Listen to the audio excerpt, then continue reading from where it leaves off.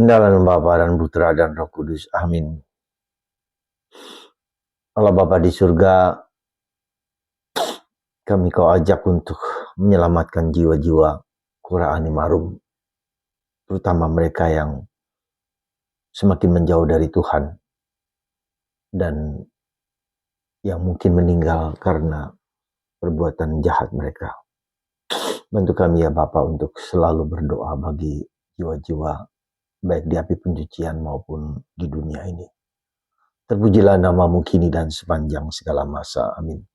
Para saudara, orang yang jahat, ya, tetapi orang itu kita terus dapat mendoakan siapapun yang benci kepada kita, yang mencelakakan kita. Dan itulah yang terjadi dilakukan oleh Daud kepada rajanya Saul dan Jonathan anaknya, sahabatnya yang meninggal karena peperangan. Daud bukan gembira karena mereka meninggal, tapi justru sedih. Daud melihat kebaikan dari Saul, apapun juga dengan kejahatannya, kebaikannya dilihat. Dan sahabatnya anak Saul, Jonathan, juga didoakan dia sedih, dia berpuasa, ya, untuk mengungkapkan kesedihan, ketidakberdayaan dia. Demikian juga dengan kita bisa belajar banyak. Ya, kita bisa belajar banyak dari sikap Daud yang ksatria, yang tidak suka kalau orang yang membenci dia meninggal. Pasti ada kebaikan-kebaikan yang perlu didoakan. Demikianlah saudaraku terkasih, kita pasti berhadapan dengan realitas yang demikian. Tidak jarang orang yang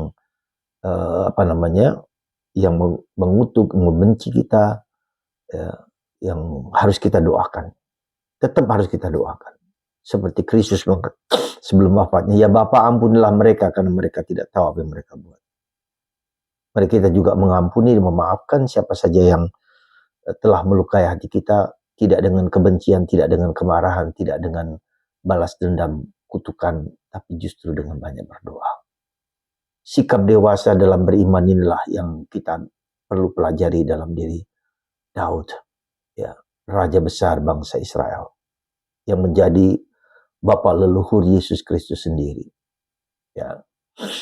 Yang kedua, kita bisa melihat bahwa Yesus pun pada masanya dianggap sebagai kurang waras, ya. Dianggap ODGJ, orang gila, ya. Yang lupa makan, ya, sibuk dengan melayani orang lain, berbuat sesuatu yang baik bagi orang lain.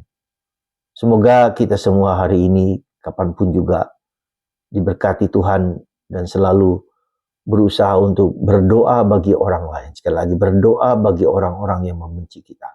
Berdoa bagi orang-orang yang tidak suka dengan kita. Berdoa bagi orang-orang yang jauh dari Tuhan. Ya, jadi doa kita adalah doa yang demi kemuliaan Tuhan dalam diri orang lain. Bukan hanya doa untuk mendapatkan sesuatu. Ya.